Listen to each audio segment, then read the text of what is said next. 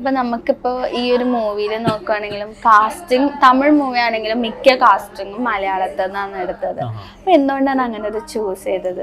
ഇത് ആക്ച്വലി ഇതിന്റെ director come writer Abhilash ദേവൻ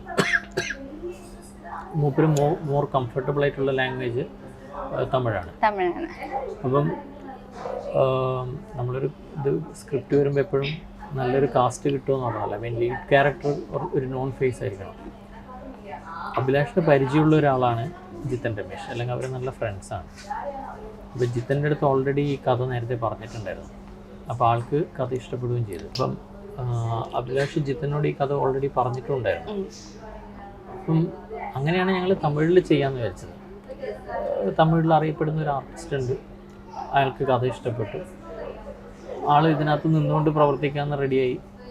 അപ്പം ഞങ്ങൾ തമിഴിൽ ചെയ്യാമെന്ന് വെച്ചു. പക്ഷെ നമുക്ക് പിന്നെ ടെക്നീഷ്യൻസിനെ സെലക്ട് ചെയ്യുമ്പോൾ നമുക്ക് അവിടെ പരിചയമില്ലാത്ത ആൾക്കാരെ, നമുക്ക് ഫുൾ പുതിയ ആൾക്കാരെ നമുക്ക് തീരെ പരിചയമില്ലാത്ത ഒരു മേഖലയിൽ പോയി സെലക്ട് ചെയ്യൽ ബുദ്ധിമുട്ടല്ലേ. അതിനേക്കാളും നല്ല നമുക്ക് മലയാളത്തിൽ നമുക്ക് പരിചയമുള്ള, നമുക്ക് അത്രയും ക്ലോസ് ആയിട്ടുള്ള എത്രയോ ബ്രില്യൻ്റ് ആൾക്കാരാണല്ലേ. ഔസേപ്പിച്ചൻ സാറുമായിട്ട് ഞാനിത് 3ാമത്തെ മൂവിയാണ്. ഗോൾഡ് കോയിൻസ്, തായ് നിലം, റൂട്ട് നമ്പർ 7. അപ്പോൾ ഇത് 3 പടം ഞങ്ങൾ ഒരുമിച്ചായി. ഞാൻ, അഭിലാഷ്, പ്രശാന്ത് ഏട്ടൻ. ഇത് 2ാമത്തെ. പിന്നെ നമുക്ക് എന്തായാലും ഇത് പിന്നെ ഇതിൻ്റെ എഡിറ്റർ അഖിലേഷ് മോഹൻ, ബ്രോഡാഡി, കുരുതി, എമ്പുരാൻ്റെ ഒക്കെ എഡിറ്ററാണ്. അഖിലേഷ് ആക്ച്വലി കണ്ണൂർക്കാരനാണ്. ഞാൻ അഖിലേഷ് ചെയ്ത ഒരുപാട് ഷോർട്ട് ഫിലിംസിൽ ഞാൻ അഭിനയിച്ചിട്ടുണ്ട്. എനിക്ക് അഖിലേഷുമായിട്ട് അങ്ങനെയും അടുപ്പമുണ്ട്. അപ്പം അഖിലേഷ് ഇതിനകത്തേക്ക് കയറി. മേക്കപ്പ് ആർട്ടിസ്റ്റ്, മേക്കപ്പ് മാൻ ആണെങ്കിൽ റഷീദ് ഖാ പ്രശാന്ത് ഏട്ടനുമായിട്ട് വളരെ ക്ലോസ് ആണ്, സ്റ്റേറ്റ് അവാർഡ് വിന്നറാണ്. അങ്ങനെ റഷീദ് ഖാ വന്നു. രാധാകൃഷ്ണൻ സൗണ്ടിൻ്റെ ആണെങ്കിൽ ഔസേപ്പച്ചൻ സാർ ത്രൂ ആണ് വരുന്നത്. ഒക്കെ ഒരു പരിചയത്തിൻ്റെ പുറത്താണ് കാര്യങ്ങൾ വരുന്നത്. അപ്പോൾ നമുക്ക് കുറച്ചും കൂടി വർക്കിംഗ് അറ്റ്മോസ്ഫിയർ കുറച്ചും കൂടി ബെറ്റർ ആയിരിക്കും. നിഹാലിന് എങ്ങനെയാണ് സിനിമ ഭയങ്കര ഇഷ്ടമാണ്, സിനിമയിൽ അഭിനയിക്കാൻ അങ്ങനെയൊക്കെ താല്പര്യമുള്ള ഒരാളാണ്? അത് നമുക്കും അറിയില്ലായിരുന്നു. ഇവൻ സിനിമയൊക്കെ കാണും.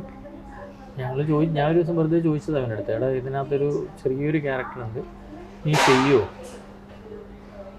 അപ്പോൾ അവൻ പറഞ്ഞു എനിക്കറിയില്ല എന്ന് പറഞ്ഞു. അപ്പോൾ ഞാൻ അഭിലാഷിൻ്റെ അടുത്ത് പറഞ്ഞു അവൻ ആഗ്രഹം ഉണ്ടെന്ന് തോന്നുന്നു, നിങ്ങൾ നോക്കാം, അവൻ ചെയ്യുകയാണെങ്കിൽ ചെയ്തോട്ടെ, അവൻ ചെയ്യുന്നില്ല എന്ന് നിങ്ങൾക്ക് തോന്നി അവനെ മാറ്റിയിട്ട് നമുക്ക് വേറൊരാളെ നോക്കാം.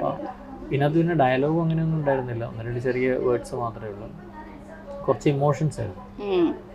എനിക്കത് ക്യാമറേൻ്റെ മുമ്പിൽ പ്രട്ടി ഡീസൻ്റ് ആയിട്ട് അവൻ ചെയ്തു കാര്യങ്ങളേ ഉള്ളൂ. അവൻ മൊത്തത്തിൽ അധികം സംസാരിക്കുന്നൊരു ചെയ്യുന്നില്ല. അവൻ്റെ ഫ്രണ്ട്സിൻ്റെ കൂടെ അവൻ ചറവറ സംസാരിക്കുന്നത് കാണാറുണ്ട്.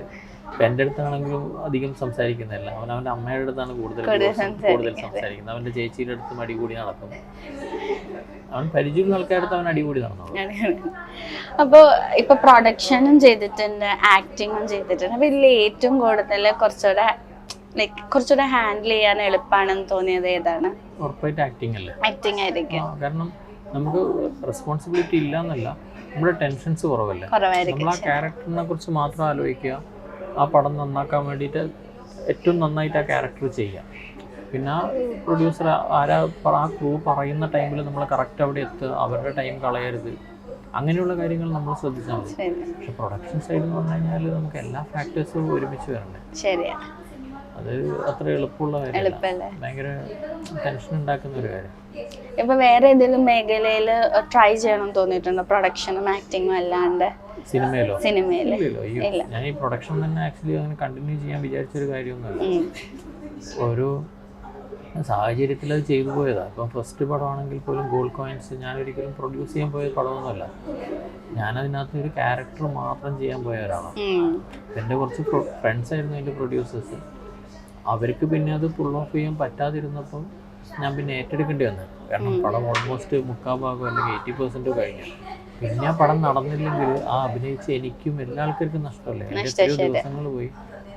പിന്നെ അപ്പോഴേക്കും നമുക്ക് പടത്തിൻ്റെ ഏകദേശം കഥ അറിയാം, പടം കുഴപ്പമില്ല എന്ന് മനസ്സിലായി. അങ്ങനെ ഞാനത് ചെയ്തു. 2ാമത് തായ് നിലം ചെയ്തത് ആക്ച്വലി എൻ്റെ മകൾക്ക് വന്നൊരു ക്യാരക്ടറായിരുന്നു. അതും വേറെ പ്രൊഡ്യൂസേഴ്സൊന്നും ഉണ്ടായിരുന്നില്ല.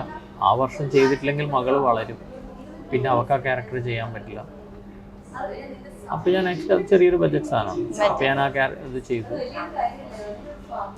അതിനകത്ത് ആക്ച്വലി ഒരു വേഷവും ചെയ്തു. അവളുടെ ഫാദറായിട്ട് ഞാൻ തന്നെ അഭിനയിച്ചു അവസാനം. കാരണം അതിനും വേറെ ക്യാരക്ടർ തപ്പിപ്പോയിട്ട് നമുക്ക് സമയം ഉണ്ടായിരുന്നില്ല. ഒരു ഷോർട്ട് പീരീഡിൽ നമ്മൾ പെട്ടെന്ന് തീർക്കേണ്ട ഒരു സംഭവമായിരുന്നു.